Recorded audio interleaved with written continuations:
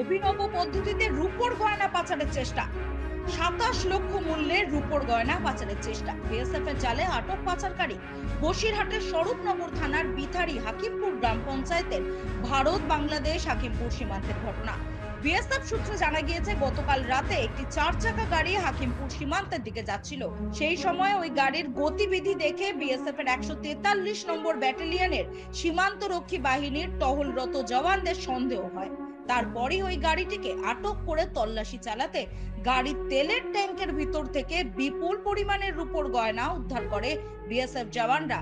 উদ্ধার হওয়া রূপোর গয়নার পরিমাণ ২৭ কিলো ৩৩২ গ্রাম, যার বাজার মূল্য প্রায় ২৭,৩৭,০০০ টাকা।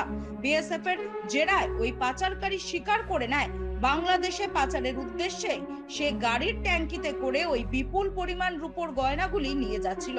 উদ্ধার হওয়া গাড়ির রূপোর গয়না সহ পাচারকারীকে তেতুলিয়া শুল্ক দপ্তরের হাতে তুলে দেওয়া হয়েছে বিএসএফ এর তরফ থেকে।